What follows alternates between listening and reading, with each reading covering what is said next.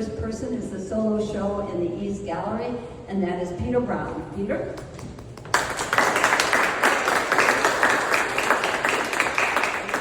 And the rest of the artists at our table are all Launchpad artists. The Launchpad initiative is something we're very proud of. It offers artists who are recently graduates of art schools a chance to have shared studios above 5 points for $85 a month. And they give to, and that includes air conditioning, heat, electricity, and it gives them a chance to have a serious community to grow their art in. And so we're very proud of every one of them. Every 2 years there's a Launchpad show in 5 points. And this year, the lucky people to participate are Kyrsten.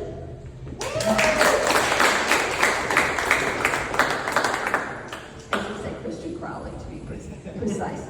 Ethan Newman. I've known Ethan for quite a while. And everybody noticed tonight Ethan has his son here, who is the most adorable little 2-year-old. Two, yeah, just about. Oh, just about, okay. And then Dan Baird-Miller.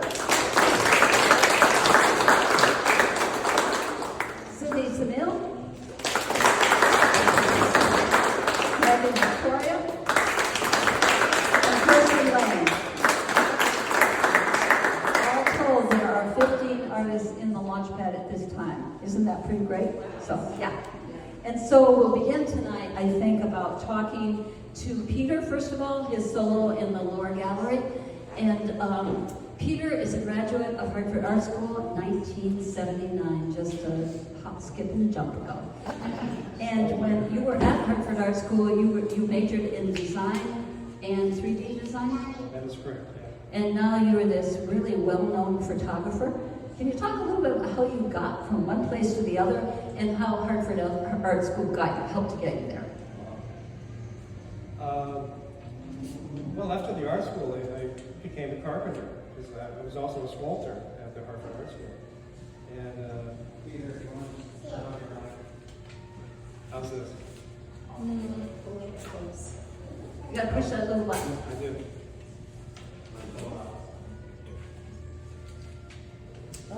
Good to have you. There we go. Yeah, I was a carpenter and worked for about a year building houses, and always was doing photography. And one day I happened to go back to the studio where I had an instructor, and he said, would you like to build me a darkroom? So I built him a darkroom. Oh, really? And at the end of that, he said, would you like to be my photo assistant? So I got involved in the commercial world, commercial photography, ever since. I didn't know that story. That's really interesting, isn't it, everyone? Yeah. Always dabbled in my own photography. It wasn't until recently I started doing pinhole photography during the COVID years. And then kind of progressed with the pinhole, and then last November I came down with COVID and I started that series there. That's interesting. So many of us as artists have grown in different ways during COVID. I mean, as terrible a time as it was, how much it changed our outlook on life in many ways and encouraged new ways of thinking, I think, really. So, Peter, can you talk a little bit about this series and what prompted it? I know it may be difficult for you to do so, but I think it's important for people to know what prompted this series. Well, I don't know if everyone knows this. There was an event in my life 10 years ago, a home invasion. And, I think you can pull that a little closer, that mic, maybe? a home invasion. Hey, you did it, yeah.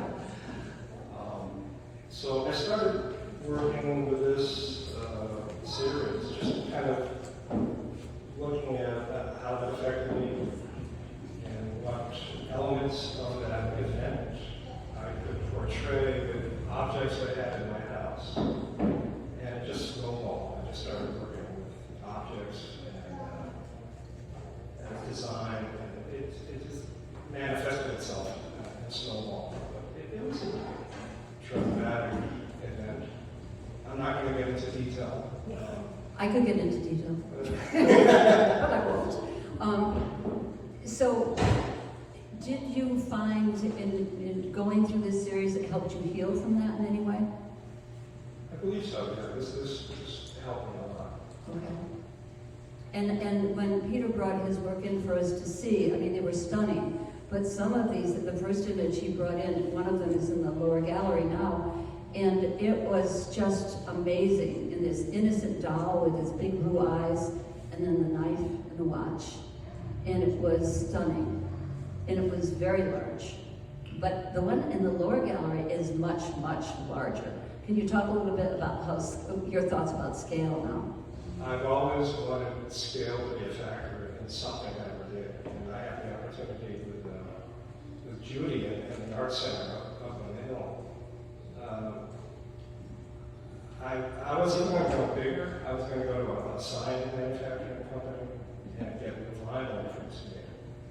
But the quality of these prints are so much better. And I don't think I'd ever go any bigger than that. Those are too big. Those are big, they really are. And I just think they bring a sense of, a stronger sense of urgency to the image, more powerful. they certainly are. And what Peter is referring to is the large format printer we have at the Art Center, along with other really amazing new equipment, but also the people to help operate it. And Dan here is the person who is managing the large format printer. So he deserves a lot of credit for that also. And many good suggestions he makes as we go forward. So I'm going to move this on a little bit to the Launchpad. Okay. So I think one of the Peter, before I do, can you explain to people what pinhole photography is for those who may not know?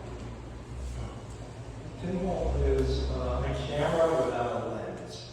Pinhole is basically a camera with either film in the back or a digital processor. And in the front is just literally a pinhole, a small, tiny hole in a piece of metal. That's your lens. It's the camera obscura principle. Light comes in, goes through the hole, and goes onto your film. And even though there's no glass, it can still make images. The ones on the wall, there's only one pinhole image on the wall. And all the others are made on a flatbed scanner. So I had a scanner at home, and all of the dolls and teddy bears and everything else laid on the scanner. And then worked on however I felt like working on. So all those images are alternative, non-camera photographs. Amazing. Yeah. So I was surprised with the first one I had. I'm like, okay, this is nice. I've got more questions, but I'll start with Launchpad again. So of the Launchpad artists, when did you know you wanted to be an artist? Anybody?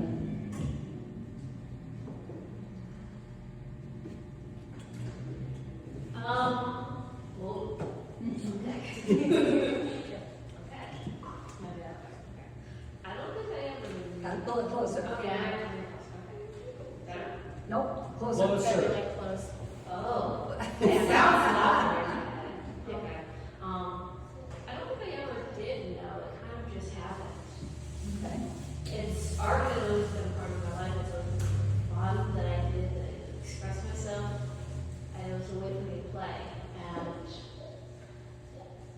I started playing a lot more when I realized I liked it. And I kept playing, and then before I knew it, I was covered in paint.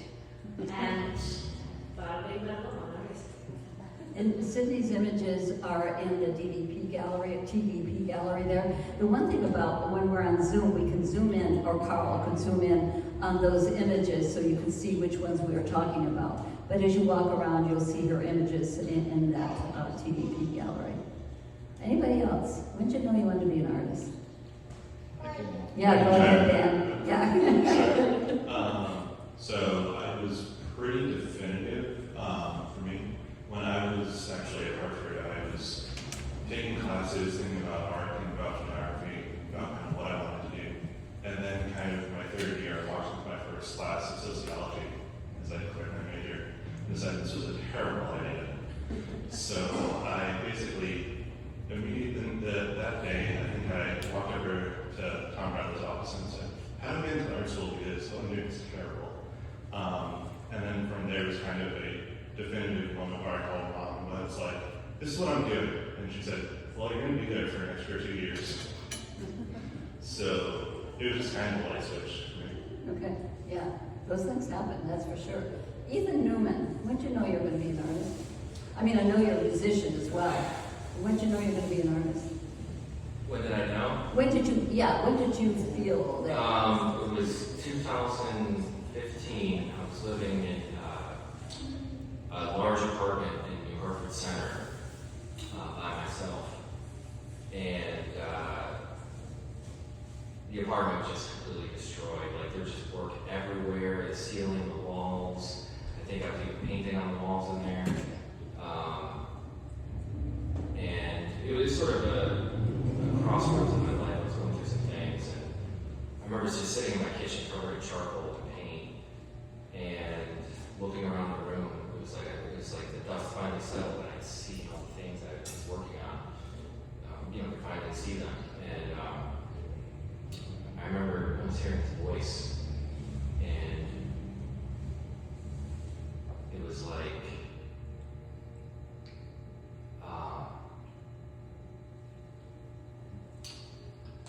you could be an artist if you want, but just know that it's either going to make you or break you. And it was almost cautionary. And sorry, it actually makes me anxious to think about it. But and I never forgot this voice, and I think about it almost every day, because I'm constantly questioning what I'm doing. It's always on trial. I'm always thinking about it and wondering if I'm an artist. We think you are. Okay, so I'm getting such great answers. I'm going to move on to Kyrsten. When did you know? So the first thing that comes to mind is this moment, Christmas morning, when I was about 4 years old, and I had gotten this big pack of Crayola markers, and I had been making art since then. But I remember that morning, the first thing I made was a ladybug, and I colored it in so much that I colored a hole right through the paper.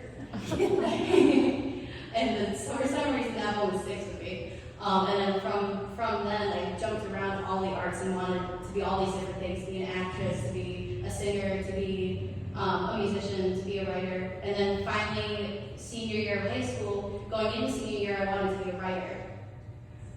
And then I don't know where this switch came in, probably while I was taking AP studio art, where I was like, oh no, I'm going to art school. And and then the longer I was in art school, the more it was just affirmed for me that art was what I wanted to do. And I will say Kyrsten's art is, you can see it right there on the wall, and behind us are Ethan Newman's work, and Dan's is in the TDP gallery as well, so please take the time and look at all that work when you have a chance. Megan, when did you know you were going to be an artist? Because obviously it comes from your soul. Yeah, I think it's embedded in my DNA at this point. But I think like the earliest time I remember like thinking like, man, I really want to be an artist is when I would like watch movies where I could see like artist hands at work, like Jim Henson movies. And like, I think it just altered my brain chemistry at that point. I was like, oh my god, puppets are like so cool. Or like movies where like there's like aliens and stuff like that. And like, wow, somebody had to like take the time to like create this. And I was like, I want to do that. That's so cool. So yeah. Excellent, thank you. All right, so I'm going to throw this out to everybody, including Peter. Is there an artist in past or present that influences your work now? Kyrsten? My biggest influence, I think, now ever since I learned about her, has been Lee Krasner. Just her life and work. If you don't know, she's the wife of Jackson Pollock. And their work very much influenced each other. And ever since I learned about her work, I never looked at his work the same way. I think about it. He had the barn, she had the bedroom upstairs. Until he died, then she. That's true. Anybody else? An artist that's influenced you? Past or present? Sure, Kyrsten. Oh, I always say Mark Rothko, so Mark Rothko. Nice. So it is. I don't know if like a particular, I mean, there's just so much art I love. I love everything, but the New York School, I would say in particular for me, just the attitude and delivery, something that's always resonated with me. Do you still play music a lot? I do it almost every day. Okay. I play my Fender Strat. Excellent. Okay. So can you talk a little bit about your process? You started a little bit on that, Peter. You know, well, first of all, when you were in art school in 1979, how did people, I'm sorry, I have to keep saying that. How did people, how was photography viewed? I'm not sure anyone knows that. 1979, was photography an art in 1979? Photography was an art, yeah. Sandy Schoolman was Right. one of the artists back then, and she was an influence on me. Right? Oh, okay, great. And Laurie Simmons was an influence. Uh-huh. David Butterfall, contemporary photographers. The art school had a photo department, but it wasn't huge. It was tiny. And we only did it in black and white. I don't think we had color capabilities as opposed to now. But I mean, that's. And I remember in those days too, there were a lot of exhibitions where people would say, no photography allowed, or guess what, photographers are allowed. You know, there was that kind of thing back in those days, and I see Ellen shaking her head on that too. Yeah, yeah. And how the world has changed. Another question I will put out a little bit about your choice of process and your choice of material. Peter, you not doing sculpture anymore, but you chose photography. I chose photography. Prior to me getting back into photography, I started doing some sculpture work. I did that for a couple of years. Uh-huh. I showed around the underground gallery in Northwestern. Assemblage. I was assembling found rusted metal pieces with wood pieces and creating something else. And that kind of goes into this photography. I was gathering objects and creating something else for the pinholes. And this latest work started initially with pinhole photography. I would make my little setups in front of a television and then import various backgrounds behind my characters. And I was working on that, and that's a very slow process because the pinhole, first of all, is 15 or 20-minute exposure. That's how long it takes. Shooting color negative film takes a week or two to get it processed. So I had to leave that set up for a week or two until I got the results. And then I scanned it, altered it, or moved on. What made you move on from the traditional camera? Boring. Okay, fair enough. I mean, everyone does the traditional camera, so Right. I just wanted to do an alternative. We have another photographer and artist, Dan. I think he's the only other photographer here now. We used to, it depends, the Launchpad will have different people working in different disciplines, and as the Art Center is all about is cross-discipline. So Dan, as a photographer, how do you see your work now as you have joined the Launchpad? Has it grown, or what are you thinking about it? I think it's growing to an extent. I think it's always wanting to push more and more. And Some when I people did push it, you, don't they? It's true, some people do push it. But I think for my work itself, it's always kind of been a living, breathing thing. But probably the last 5-6 years or so, it's been kind of on standby for a while. So I think taking the work that I have here is kind of a reinterpretation of work that I've made before in different mediums, and kind of getting back to exploring and experimenting and seeing how kind of those ideas can shift and change as time goes. How about your work with helping people print on the large format printer and the different papers? Has that influenced you at all? No, it's a different side. Like, that side of me is just the excitement of seeing physical prints. Mhm. The thing of people making real things instead of scrolling through my phone 8-10 hours a day, or however that works out. It's nice to see people being so excited for the things that I push myself to make. Sometimes to detriment in my amount of things in my studio, but Yeah, well, you know, mistakes lead to breakthroughs. Yeah, or can. Okay, somebody else. Sydney? Remind me of the question. Okay, the question is, okay, I have to find myself with a question. I know, Yes. listening to them. Yeah, so they're talking about photography and changes in their work, but now you are a printmaker. Yes. Okay. Do you draw a lot? I should draw way more than I currently am, but yes. Okay. Can you talk about your influences? I think most of my influences as of late come from ukiyo-e, Japanese printmaking, and from the Edo period, at least if we're talking historical influences.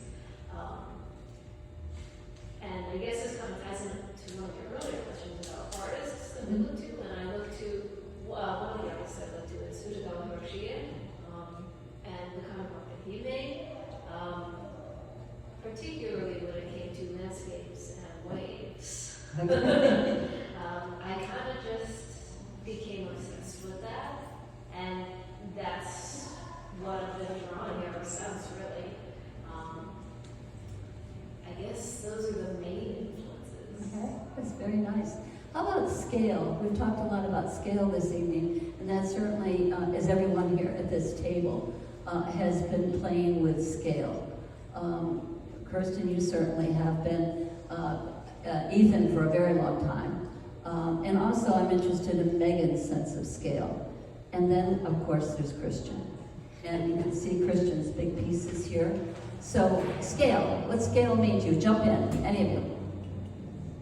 Well, I've been trying to do like smaller work, because I think I default to working much larger. Because like, if I do smaller work, I can do a lot more quickly, but also I can like, make them less expensive, not only to make, but also to sell to people. So it's really cool to be able to like make more accessible, like financially to both media creators and maybe people that want to buy my work. Yeah, and their pieces, your small pieces are very intimate. Yeah, very intimate. How about somebody else? Yeah. I feel like I should go because I have a story that goes off of Megan, because the way that I got closer to Megan was through her larger pieces in the senior thesis show at Hartford Art School in 2021. We all graduated in the same class. She's in the painting department, and it was a way of me, like meeting her. She needed to transport the pieces. They were much larger pieces. I believe they were 4 foot by 2, and there were 8 of them or something like that. Are we talking Megan here? Yeah. Okay, That was Megan. just what got you to the show.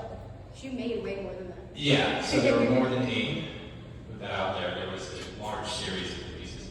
But, yeah, I don't know, for scale for me, is that the question? Yeah. I just needed space to spread out. I noticed in smaller work, I solved problems different ways, but when it got larger, new things happened, and in different developments happened and stuff. So I like doing larger work because I had more space to spread out, and then forced me to do new things. That's what I like doing. Okay, so there's been some collaboration. You've been involved with Christian, and not only with Launchpad artists, but also with Mark Rich. Do you want to talk about that, you and Dan? Sure. So I've done some collaboration pieces in the all the way in that corner there to the left of the vinyl. You can see the collaboration piece me and Dan did. Dan printed that photo out. I believe he instigated the collaboration, suggested it after the good-natured suggestion from Judy to do that. We did it. We worked together on it. It was a one-run thing for me, so if you're looking at that, that's one pass, that's one day, that's what I would do in one sitting, and I just let it be, because it's paper, so I can't go too deep on it. I also done collaborations with Mark Rich recently. People in the crowd turned around, I was doing one. Right now, Mark's been really great at starting that and reaching out to people. Mark Rich is an artist that practices upstairs. He's got a studio, he's a professional artist, he's been in New York City, now he's back in Connecticut, and he was a really good mentor of mine. He gave me a lot of advice, and also he just more than advice, just guidance and actual action of just being like, hey, let's do a collaboration, starting something, So yeah, I'm working on my 4th or 5th collab with Mark right now. He's a great guy. Excellent. Anyone else want to address that? I can talk a little bit about scale, or just kind of my thinking about it is it depends on, I guess coming as from a photography perspective, since photography is duplication. As an artist making images, it's really dependent on what the work's talking to you about, whether it needs to be a certain size or whether it needs to be bigger or smaller, how it works. So the piece that Christian and I collaborated on, I wanted that to be more like an development of kind of an experience. When I first made the image, I stalked him, but some of the work that I'm making more recently just feels like it needs to have more intimacy. So a little bit, the viewer needs to get a little bit closer to the work. Peter, what advice would you give to these young artists?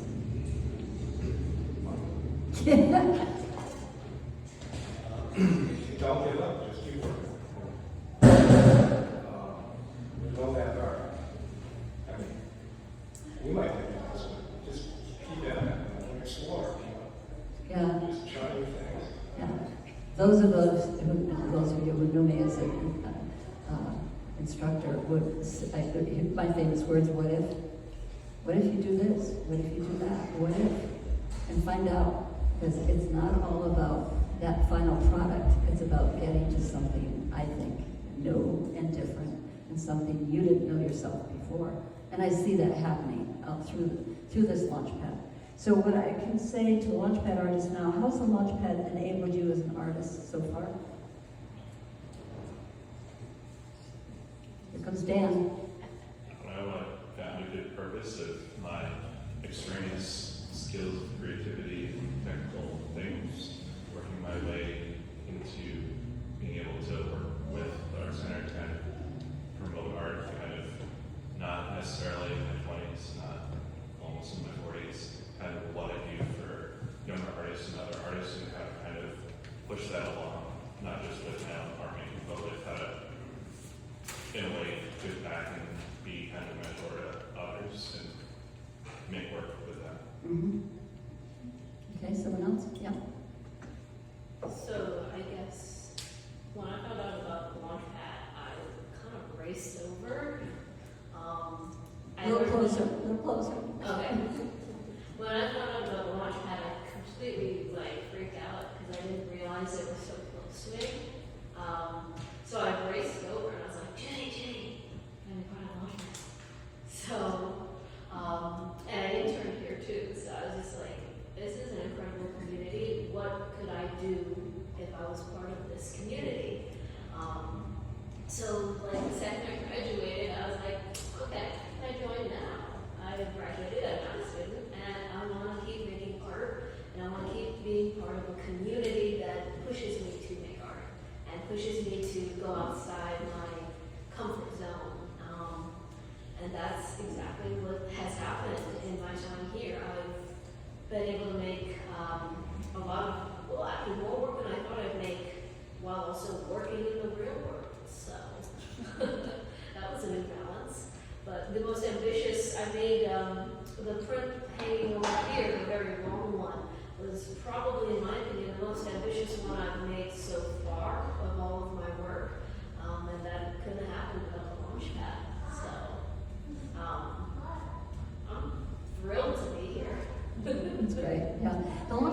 started in part because, well, when we first moved into the gallery here, there were spaces upstairs that were pretty rough, and you know, probably would have taken a lot of fixing over, but the light was great. Fixing over to make it into real offices, but the light was terrific. And as an artist myself, and a mother of 2 artists who went through art school, I know how terribly important it is for artists to have some sort of community after they graduate, and have space to make art in, and to take chances and to grow with that. And so all credit goes to the Torrington Downtown Partners, who have made it possible for your $85 a month to be able to work in these spaces.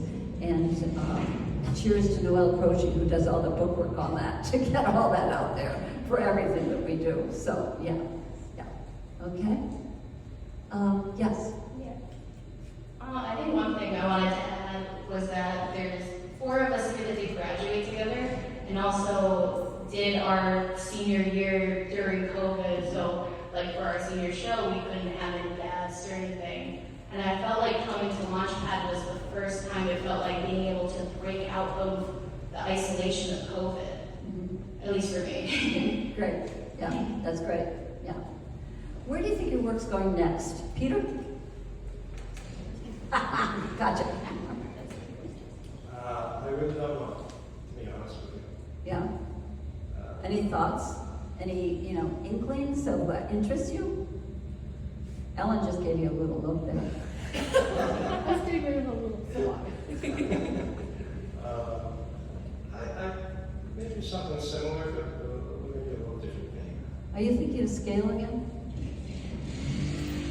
I love scale. I love large things. The graphics awesome. Something huge. Look at Kyrsten's canvas. I know, they're huge, yeah. And I love that, you know, those ties that just come down on the floor, and the canvas threads that come down on the floor. So it's, again, that part sculpture, part painting, more painting than sculpture, but there's that suggestion of 3D in it, which I really like. Okay, so Christian? I'm going right down the line. Where am I going next? I'm going to keep going and keep making work, and only try to increase the amount of instances I make work so that new things happen. And the new things that happen will happen in their own time. So we'll find out. Well, that was good. You can't imitate it, anybody. Okay. Ethan? Things are always pretty uncertain for me as an artist. Like, yeah. So, but I will say that I feel like my paintings are becoming more subdued and simple in a way. And that's not the ones we see here. No. Okay. Okay. All right. What do they do? Have you thought of putting text in them again? I knew you one time when you did that. Yes, I have actually. Okay. And some of the new work I've been doing in the last 3 months has incorporated text into it. As a daddy, do you find it hard to find time to work? Kind of. I mean, I'm able to work every day, which is nice. I'm a stay-at-home dad, so when he goes down for a nap, I'm out in the studio. I have a studio upstairs, but I also converted the garage in my home into a second studio. So when he goes down, I'm out there working, and so I would like to work longer some days, but you know, it's like, oh, I gotta go in there now, and, you know, get him up and all that kind of thing. But it's fine. He's such a joy, and if anything, I think becoming a dad has just enhanced my work by leaps and bounds. So Very nice. Well put. Next person. Aha. I don't really know where my work's going. It just kind of, the easiest way for me to fall in love with what I'm making is just to explore process and see what it takes me. There's usually some sort of idea or simple theme kind of underpinning where it's kind of the current is going. But in terms of, I have no idea visually what's going to come up with next. I shoot portraits myself because there's no other people I really feel like working with. Whoa. It's just, you can't conceptualize what the image is going to look like. I can't always conceptualize it. You gotta see what But you happens. kind of have to feel it's kind of like working in the dark, and you just kind of have to feel it when it starts. Yep. What do you feel about collaborations? They're fun. Yeah, that one in the window is particularly fun, I think. Yeah. Okay. Yes.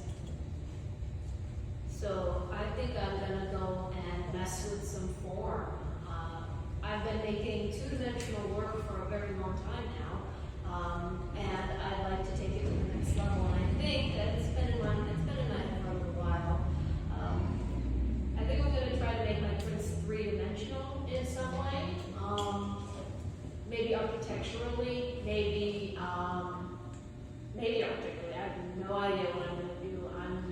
I really love to dive into history and how different problems were made and solved by different artists and people and creatives. And I usually start in the past and I work my way forward. And I think I'm gonna, like with this piece over here, definitely turning that into a scroll. But like, Nice. I am also a book artist who loves to I love paper.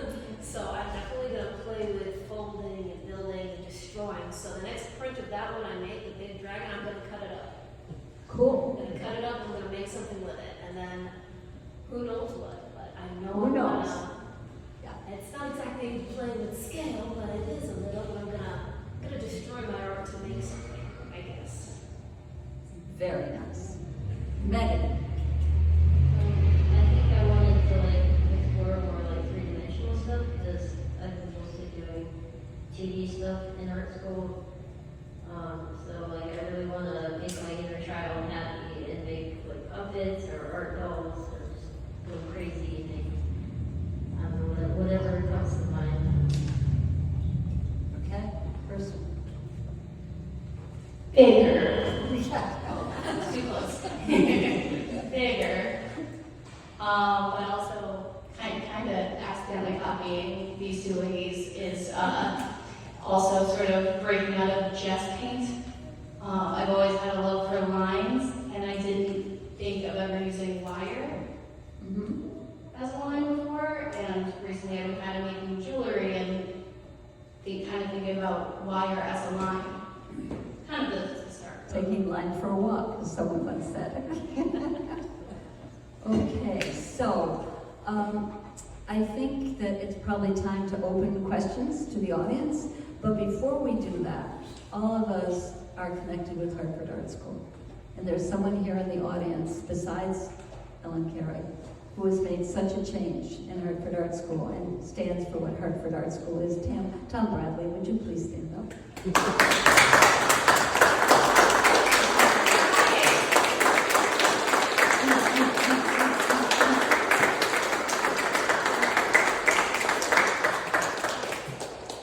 Sorry, Tom. Okay, questions from the audience, please.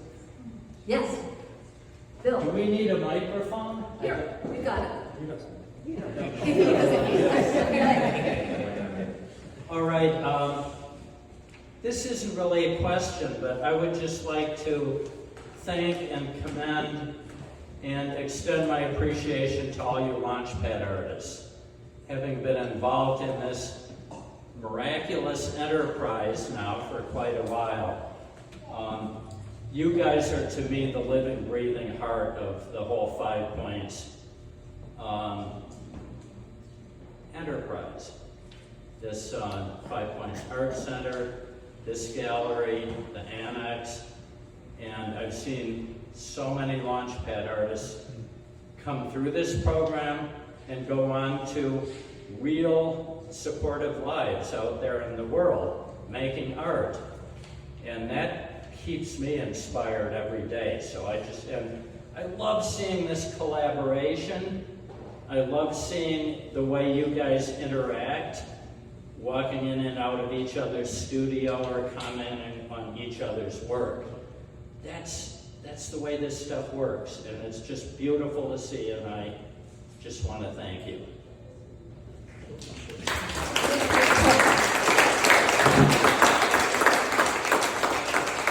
Normally we have a wireless mic we bring through the audience, but hey, it's the first time we've done this in 3 years, so we don't have one tonight. So if you want to stand up or come up and use the mic to ask your questions, we'd love that. Anyone with questions? Pardon? Someone have a question? Someone have a comment? Yes, ma'am. Actually, would you be able to just go person by person, whose work is whose to tie it in? Absolutely. I'm going to let you, each one of them point out where your work is, and that is the disadvantage when we're not on Zoom. Okay? Go ahead, Kyrsten. All right, so I have the work right up on this wall right here, as well as this piece on this wall over here, and the small works that are on the pillars in the middle of the room. So, right, yeah. Okay, Megan. My work is in that gallery over there. It's hidden behind the wall. It's the one with all the cats and aliens and stuff. So she's the TDP gallery on the south wall. Yes. How's that for giving you directions? South wall. Yeah. So we're at latitude and longitude. Yeah. Not far. Okay, next person. Not nearly so technical as all the longitude and latitude, but you go into that room over there. TDP gallery. The TDP gallery. To the left, you will find all the paperwork, framed and unframed and otherwise.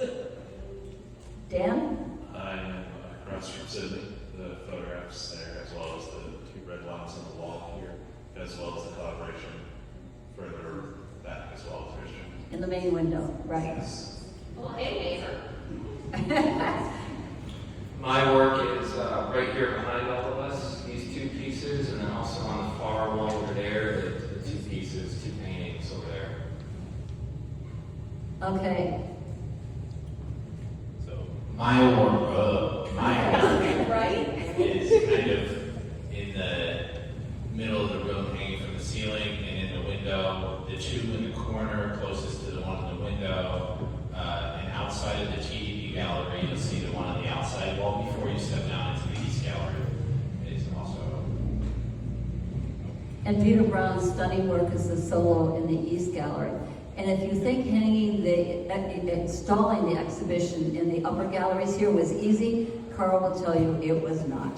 But the work came together very well in the end, and we're so proud and honored to have Peter's work here at 5 Points, and all of you, as often the life you bring to our community, I have no words for. Anybody else got questions in the audience? Did I see a hand up before? No? I think one of the advantages of not doing Zoom is that you can see the work real. Yeah, and it's sure. so much better than on a computer. Right, yeah. Anybody else? Yes. I have a question. I'm really interested in your process, in your creative process, and I would love to hear from any of you really when you know it's time to stop. Good question. Excellent. I want to answer that last part first, is that, at least for me, I don't know when to stop. The time to stop for my pieces was when I needed to submit them to the show. But I guess I'll also answer the other two in that, for me, I guess there's a lot of time having an idea, putting it down, and then sitting with it for a bit. A bit. And then just taking a lot of time, for me, taking a lot of time to think. I feel like these pieces, actually, I was thinking about this earlier with my green piece. I kind of feel like that piece has kind of grown with me over the past year, where it went, the way that it looks when it started and the way that it looks now is kind of very different in how I envisioned it, how it started looking, and how it looks now. If that makes sense. It makes sense. I feel like I go in blind a lot of the time when I'm making, in terms of the creative process, where I have a kind of general idea, at least creatively, about some of the work that I've been making. Those red ones are kind of the newest ones in that whole kind of series, and I kind of work a lot with. So I kind of work a lot with the process in terms of taking the image from one state to another state to another state, and just kind of seeing what happened. Like the one on the bottom there was a giant mistake, where I printed it. I said, let's put this chemistry in, see what happens. Whole thing went away. I said, great. Let's see what, that was a waste of time. And I said, okay, it's dry. I have this blank piece of paper. Let me do it again. See if it comes out again. And kind of break the rules of seeing you're not supposed to really do that. And then seeing what happens and the weird little artifacts that come out to it. And then when it comes out and finishes, they're like, oh, that's the thing that I want to do. But you really don't know when you're going to, you don't always know this is the plan. So I live and breathe process. It is one of the main reasons I love to make art. I love getting my hands dirty. You'll say, hey, put gloves on, put on an apron. I skip those steps because I love getting into the materials, whether or not it's harmful. And maybe I should wear gloves every now and again. But I love to make art in different ways. And for this particular piece over here with the very long print, that idea has been sitting in my head for 2 years, and I finally had the opportunity to get it out of my head. And it took me 3 months to finally execute it. I loved every step of the process, from designing every aspect of the image to deciding on materials, deciding on tools to use. I decided to use carving tools and a Dremel tool. Markers, pencils. I did I did a ton of preliminary drawings, and I just wasn't happy with some of the stuff. And I just kept going at it till I was happy, and I just keep going until I'm satisfied with that segment of the process. And sometimes I have to start over. Sometimes I totally screw it up. But that's the beauty about print. I can keep making, just pull out another block, sharpen my tool, grab some new ink, some paper. But it's the process that's magical to me, and the end result, regardless, is regardless. The end result's amazing sometimes, and sometimes I hate it. But the process is the most important piece to me, and that's probably why I make art, because I like to get dirty and I like to play. But I kind of got lost. What was that question? Sorry, I kind of got lost. I'm not gonna lie, I feel like process does bring out a little bit of the rambling in the Yeah, artist. I'm sorry. You can take a shot anytime. But like, it's a great question because of that. It's like it gets us thinking, and then everyone unfortunately hears what it sounds like when we think. Sorry, a piece of my brain, and yeah. But ta-da, there's my brain. Anyone else? I have a question for everyone. Okay. Since we're talking about process. Oh, that's great. Do you guys think that, since it sounds like some of us are more process oriented than others, especially with some of this work being experimental or abstract or kind of obscure things, do you think that process gets in the way of the idea? Oh, that's a good one. Go for it. I think that's a good question because I think that it's hard because I feel like if we were all just going for only a final product, we would all get really bored and we only thought about it. But then there is also with process, there's this whole like infinite world of possibility that gives us decision paralysis.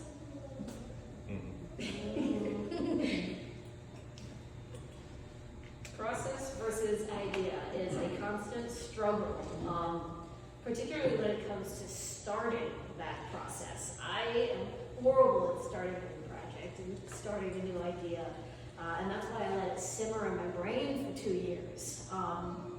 But when I do finally start, I have an idea, but I know better now. I learned a long time ago not to have this idealized image of what the end result will be in my head, because it's not at all what it will turn out to be.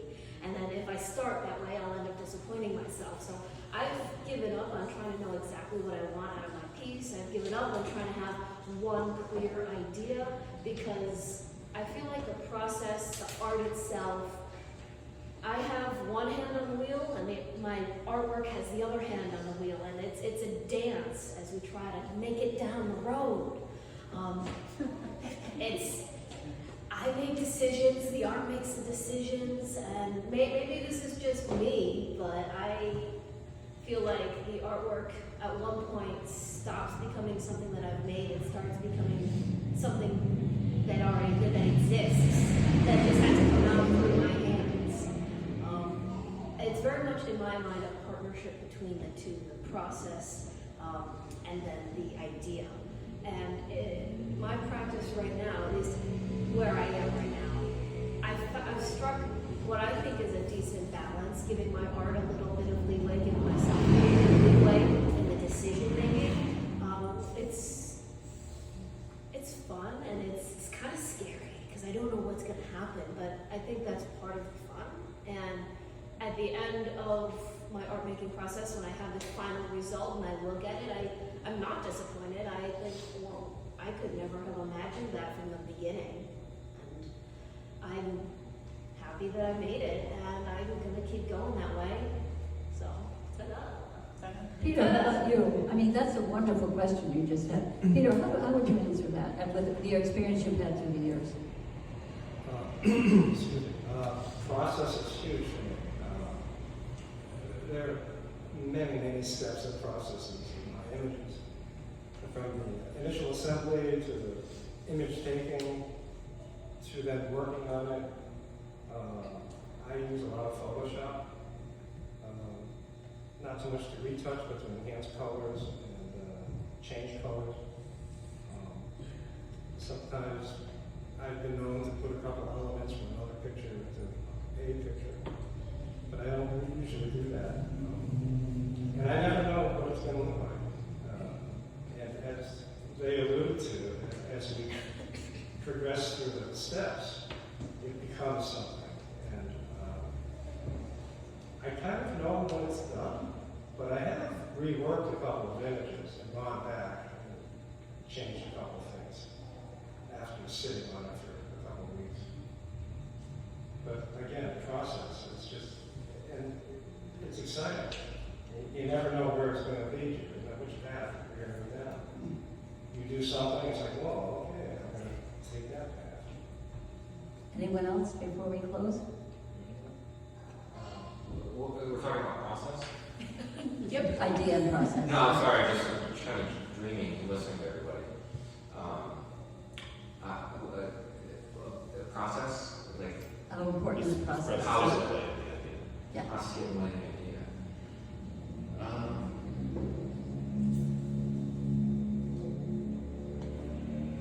No, I mean, for me, it's like, I'll have an idea about what I want to do, and I'll see a finished image in my head, and that's sort of the catalyst, the spark, the ember. And then I start going down that road, trying to put down what's in my head. But 9 times out of 10, I discover something completely else along the way, and then the painting just takes a complete turn, a complete 180. And I like what Sydney said, about it being this dance, and I think it's important for the artist to stay open and not too rigid, at least for the kind of work I do, or whatever. But it's just to stay open to the process, and because you could find something completely better than what you have in your head if you do that. So that's kind of like what I do. I see a lot of heads nodding. I want to thank everyone. Is there any more questions from the audience? I want to thank everyone for coming tonight. I want to thank the artists for exhibiting at 5 Points. And you see why it is I do what I do. Thank you.